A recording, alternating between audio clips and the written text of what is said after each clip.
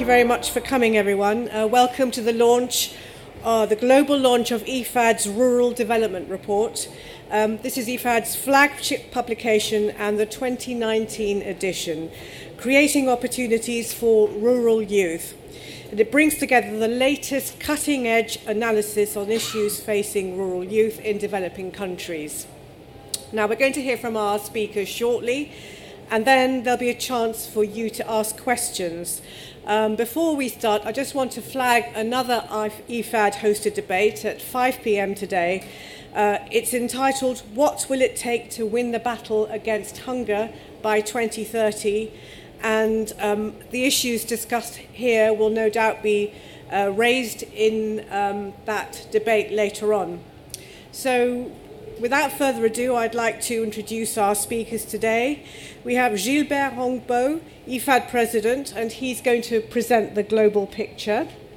And we have Paul Winters, IFAD's Associate Vice President of Strategy and Knowledge Department, and he will unpack the key findings of the report. And Leonard Mitzi, who's the Head of Unit, Rural Development, Food Security and Nutrition from DevCo.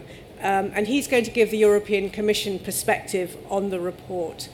So there will obviously be a chance for you all to ask questions afterwards, but first of all, I'd like to invite our first speaker, President Hongbo. Thank you.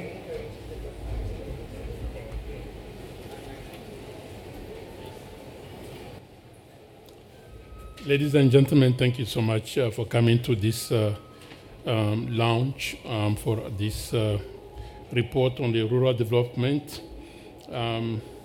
Let me start by recalling that 500 million young people live in rural areas. They represent half of the 1 billion youth population in developing countries. And when you add the peri-urban and the semi-urban, that number increased from 500 to 780 million.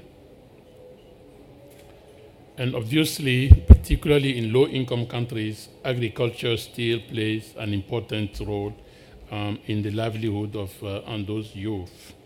Young people face a particular barrier in trying to improve their lives, 2 to 3 times harder for young people to get a job compared to, if you take the below 25 years old, is 2 to 3 times harder to get a job compared to adults that are 25 years and more. In Africa alone, also let's remind ourselves that 10 to 12 million youth enter the labor market every single year.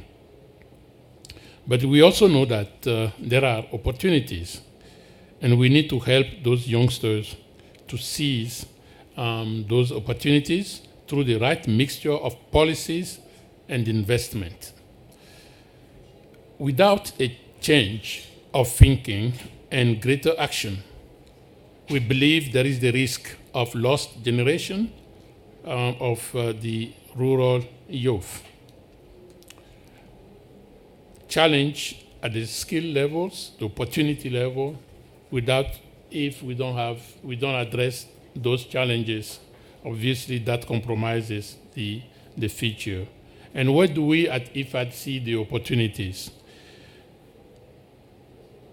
Let's keep in mind that the global demand for food is projected to increase by 60% by 2050. In sub-Saharan Africa alone, total food and beverage markets will reach $1 trillion by 2030, up from the 313 billion as it was in 2010. So this can open up opportunities for job and entrepreneurship, not only in production, but also in processing and other job related in the whole value chain. So what can we do? That's where the Rural Development Report, which is obviously being launched today, shed some important light on the steps that we do believe need to be taken. First, investment, investment, and investment. We really need to invest more. But this is not just about money. We also need to ensure we have the right policies. And for that, we need to think differently. Rural youth policies need to be part of a broader rural development strategy and cannot be deployed in isolation. To be effective, those investments and policies need to strike the right balance between creating the broad rural opportunities and fostering the youth-specific ones, the youth-specific opportunities. In countries that are less developed and where there are fewer opportunities, policies and investment need to focus on rural transformation, the rural transformation in general. Rural population need roads, inputs, technology. So promoting actions aiming specifically at young people in a context where there are few opportunities will not work. In more developed area, we need to address the specific constraints that the young people face, such as access to land, access to financial services, so that obviously they can take advantage of those opportunities. So we know that we have further work to do. Better development policies aiming at the rural youth cannot wait, and we got to, and we are willing to continue to make the youth a priority for IFAD, and I'm sure you will agree with me on this. Thank you so much.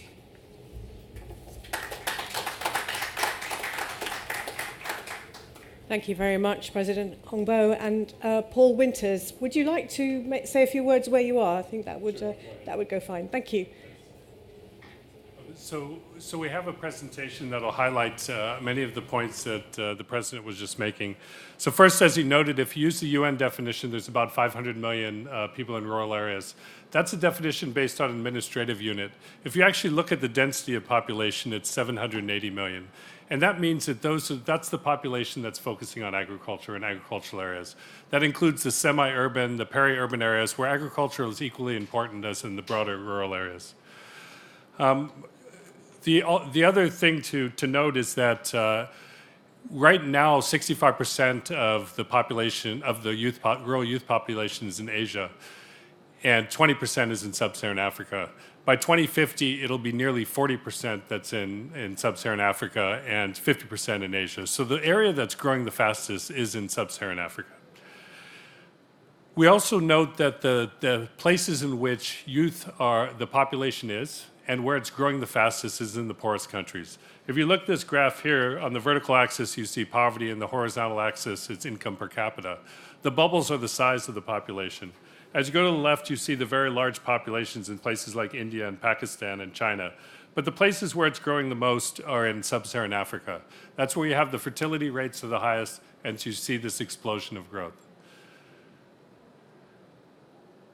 So a lot of people think that young people don't want to be in agriculture. They want to abandon it and move to the cities. But nearly 2/3 of those that are rural and young will end up in agriculture.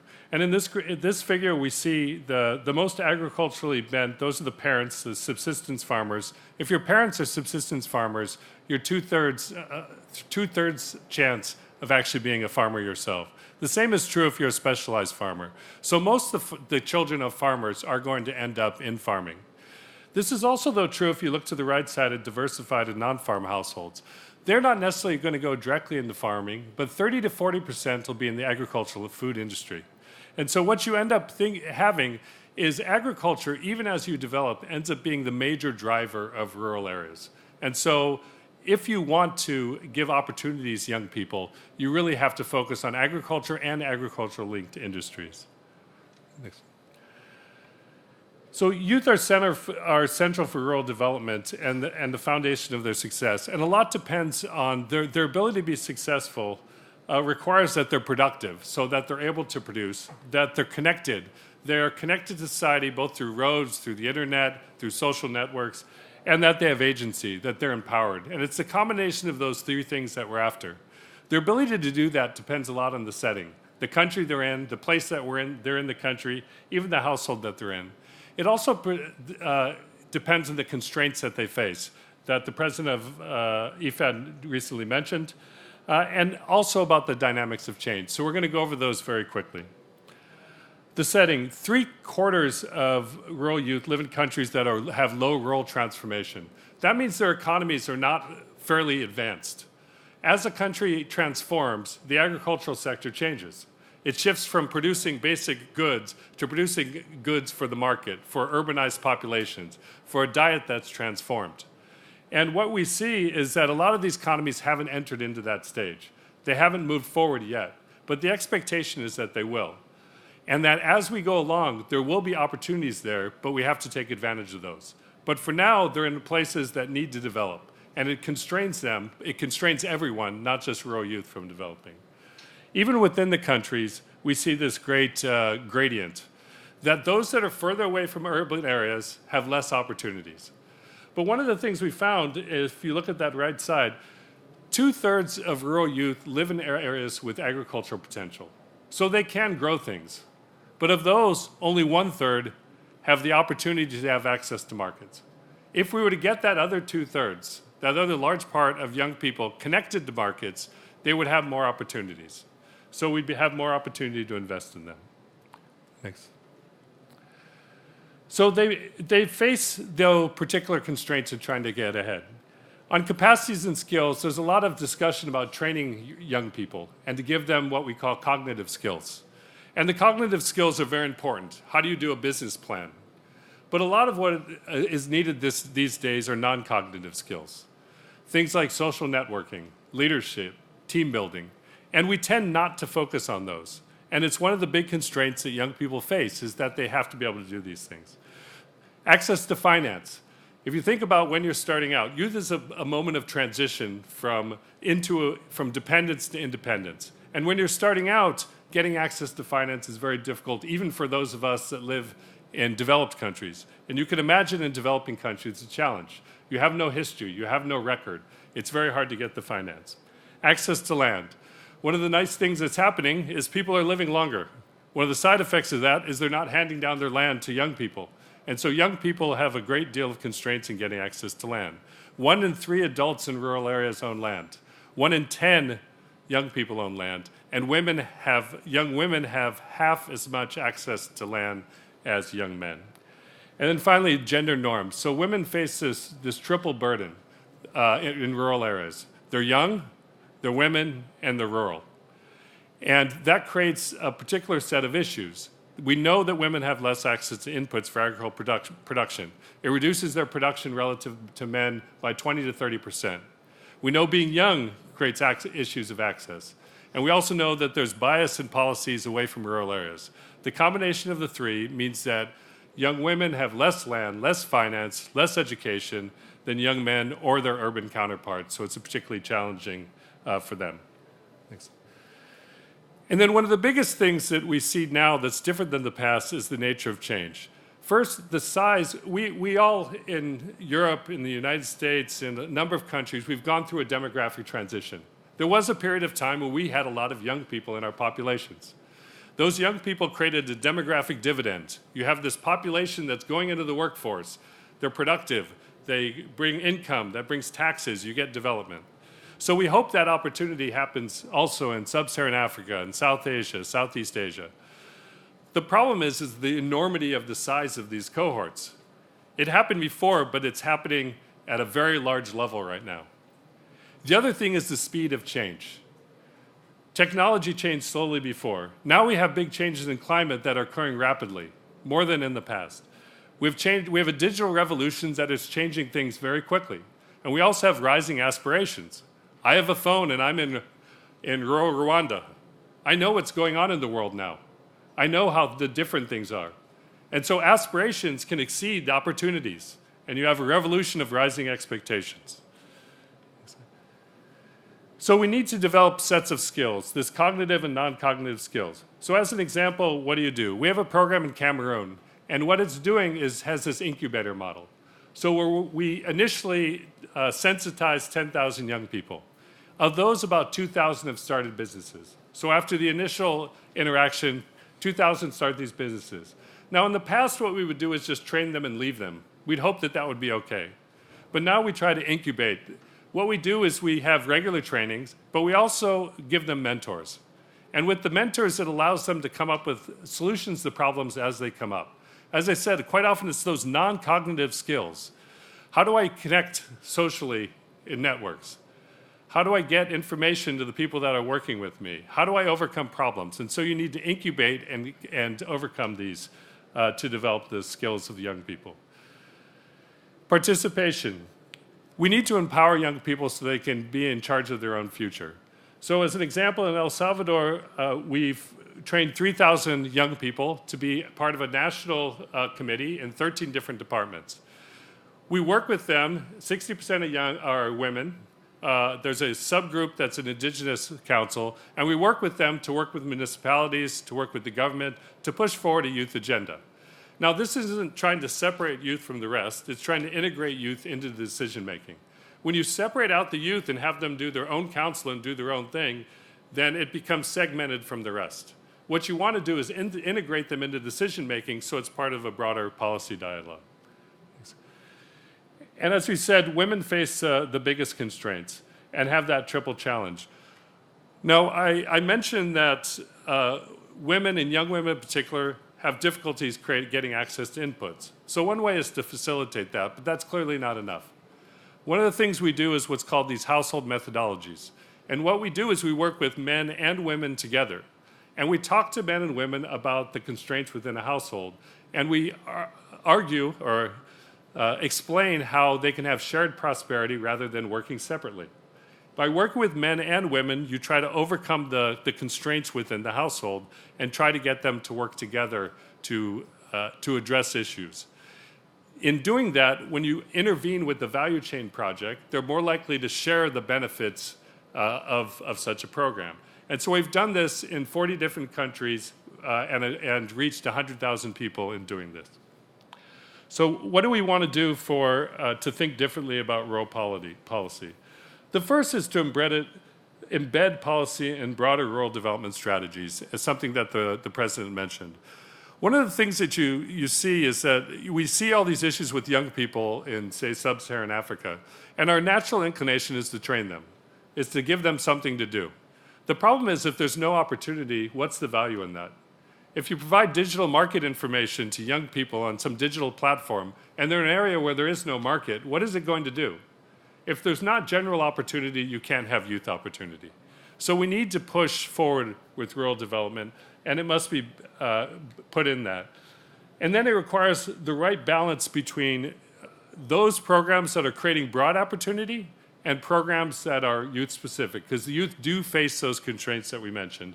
And in doing that, we want to build productivity, connectivity, and empowerment or agency. So we can see this balance here. When you have a country that has low transformation, that the country is not particularly developed, you really need to focus on developing those rural areas. If there's not general opportunity, the youth will go nowhere.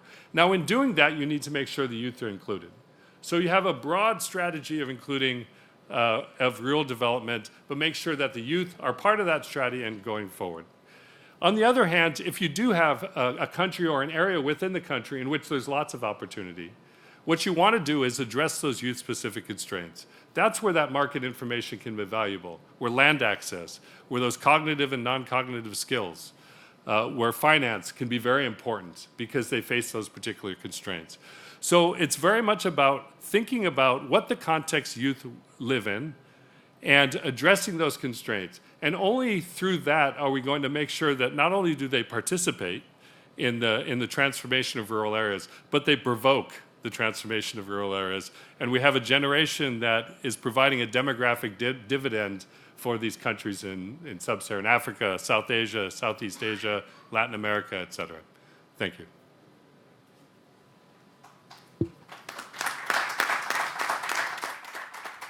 Thank you very much, Paul Winters. And now over to Leonard Mitzi for your reaction to the report, please. Thank you very much, and thank you, President Ungbo, and thank you, Paul. IFAD's Rural Development Report marks an important moment in the policy debate around rural development, and this year is no exception. For this reason, I am delighted to be here today, as we have very close relations with IFAD, both in terms of projects, but most importantly, in terms of a shared vision around rural development. And I think this, the narrative that both President Ungbo and Paul mentioned, the right policy mix, investment in a rural development strategy is key, because until now we haven't done this in a structured way around rural development. So connecting young people, providing the highest level of services in rural and peri-urban areas, from health, education, social services, becomes key if we want young people to remain in rural areas.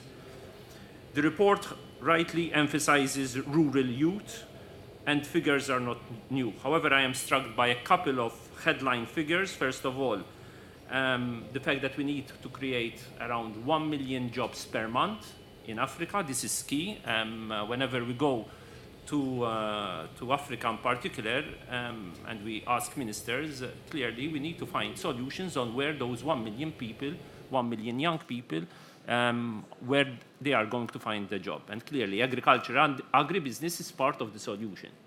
Secondly, only in Africa is this population still expected to increase by 2050, and it does so substantially, from 105 million to 174 million, while it is falling in other regions. And third, looking at the rural opportunity space is revealing, as this combines agricultural potential and market access. 2/3 of youth live in areas considered to hold great agricultural potential, but only 1/3 of regions with agricultural potential have good market access. To me, this reveals the potential space we have to improve sustainable investment, both public and private. And the need to act in response to these figures in the Rural Development Report is now more urgent than ever. For the European Union Agriculture and Rural Development, we will keep agriculture at the heart of our concern, and it is clear that SDG 2 on food security has not been solved. However, to meet SDG 2, agriculture productivity will have to double by 2030 and double again by 2050.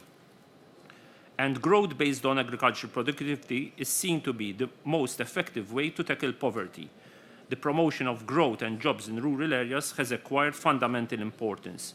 The discussion that we need to advance now is how best to implement these common priorities. The report underlines the complexity of addressing the multiple interlinked and sizable challenges between climate change, demographic change, malnutrition, migration, urbanization, gender, and inequalities, which all interact in the coming decades, presenting daunting challenges. It is clear that there are no simple solutions, and addressing such challenges will require moving our reflection towards the sustainability of agri-food systems.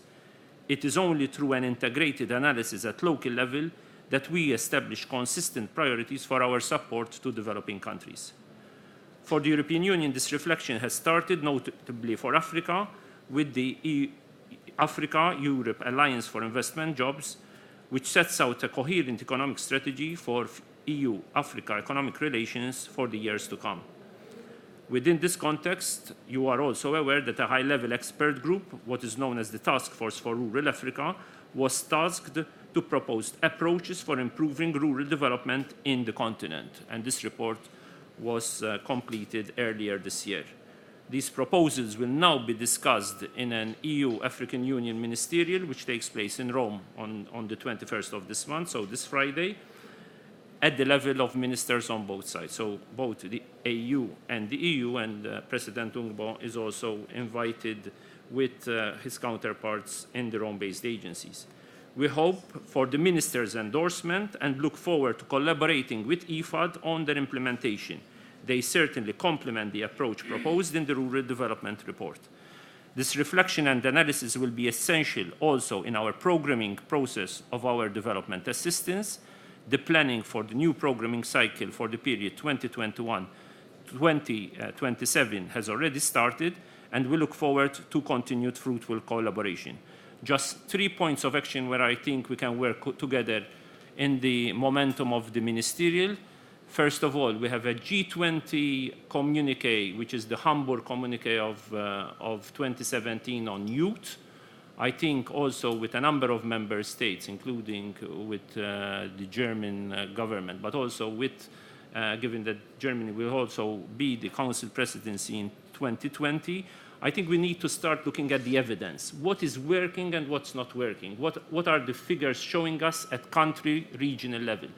I think it's also an important legacy of both the Commission, the Member States, and the IFAD and the role-based agencies to show evidence on the ground. How are we going to track progress in terms of job creation among youth and in terms of empowerment of women on the ground? That's first. With a potential focus also on areas like the Sahel and the Horn of Africa. I think the big challenges are there, and this is also the theme of the G7 presidency of France this year. Secondly, how do we unleash the full potential of the digital innovation? It's part of the skill, but we also need to unleash it to the maximum. Young people will actually be attracted to agriculture and rural areas if we put the potential of digital revolution in the spectrum. Also showing the causality of digital transformation with transparency of the value chain. Young farmers also want to have a return on their investment by actually having a better pay in terms of their products. Can we use and prove a digital revolution and transformation agenda which shows that it's worth investing in agriculture? And thirdly, and this was sufficiently and highlighted by Paul, empowerment of youth within farmers' organizations, cooperatives, but also reskilling. I think as President Ongbo mentioned and emphasized, investment, but accompanied by skills. You can't have investment if you don't have the right reskilling, and reskilling from all senses, because tomorrow's agri-entrepreneurs need to have the right skills from all factors, not only marketing skills, accessing difficult markets, complex markets, which also show traceability. I just came from the big conference where also your colleagues were there, EAT Stockholm, where the big challenges will be on traceability of the value chains. That consumers in Europe and wherever, it could be also in urban China or even in middle-class Africa, want to know traceability of their products. And their digital transformation is going to be important, and I think this is a business opportunity also for young people. Thank you for your attention. Right, thank you very much. Time for some questions. If you want to raise your hand, if you have a question, and we can bring a microphone to you. Any questions at all? No? Well, we've got some... there's one here at the front, and we've got some one-to-one interviews afterwards as well, so thank you. If you can give your name and organisation, please. Je parlerai en français. Je m'appelle François Baudry, je dirige une agence de presse qui s'appelle People Television. Je produis les émissions Business Africa, qui sont depuis 20 ans, qui sont diffusées sur 45 chaînes africaines, chaque semaine en français et en anglais. J'ai une question à propos des cibles que vous avez citées pour ce projet autour de la jeunesse africaine, qui sont invest, avez-vous dit. Et donc, ça veut dire qu'il y a des investisseurs. Qu'est-ce que vous leur dites pour les faire rêver et pour qu'au niveau de la dimension commerciale, effectivement, ils vous suivent dans ce souhait d'investissement? Écoutez, d'abord, si je peux me permettre, notre objectif n'est pas tant de les faire rêver. Notre objectif, c'est tout en étant pragmatique, de leur faire réaliser qu'il y a intérêt à faire affaire vu d'un point de vue business. Parce que nous partons d'une base qui est déjà faussée, une base où est-ce que l'agriculture, ce n'est pas ce qui attire le plus l'investisseur, national ou international. Donc, ce que nous disons, c'est que soyons pragmatiques, vous voulez faire des sous, vous trouvez le risque, que le risque soit réel ou basé sur de la perception. Mais nous sommes sur le terrain, donc ensemble, nous pouvons y travailler. La deuxième chose que nous faisons, c'est que nous proposons des pistes qui sont effectivement réelles. Parfois, il faut partir de ce que nous appelons le fameux pipeline. Il nous arrive de proposer un pipeline de plus de 100 projets et après élimination, on finit peut-être par 5 projets. Mais voilà, c'est comme ça que nous faisons. L'autre chose, peut-être vous êtes au courant, nous avons lancé depuis février le Agri-Business Capital Fund, qui est un fonds d'impact de droit luxembourgeois, totalement privé. D'ailleurs, le FIDA même n'est pas impliqué dans la gestion quotidienne pour respecter les règles de déontologie. Et l'objectif du fonds ABC, c'est de viser cette tranche d'investissement en bas de 1 million de dollars et qui peut aller aussi bas que 25-50 000 dollars. Et essentiellement la jeunesse dans le milieu rural. Nous proposons aussi, ce qui est aussi assez compliqué, il faut proposer de plus en plus des mesures d'accompagnement, notamment en matière de gestion du risque. Et vous savez, il y a beaucoup d'initiatives sur le continent sur les offres de couverture et de gestion du risque. Non seulement le risque contre les dommages liés, que ce soit au climat ou équivalent, mais le risque d'affaires lui-même aussi. Donc il y a cette question qui est dure. Nous ne voulons pas donner l'impression que c'est facile. Honnêtement parlant, c'est des défis, vous êtes certainement sans savoir, mais ce que nous disons, en mettant nos énergies ensemble, l'énergie du FIDA, l'énergie de la Commission européenne, l'énergie de la presse, du quatrième pouvoir, l'énergie du secteur privé, nous pourrons y arriver. Parce que tant que nous ne refondons pas, nous ne re-questionnons pas les fondamentaux de la vie dans le monde rural, on n'en finira pas avec la question de la migration économique. At the back, please.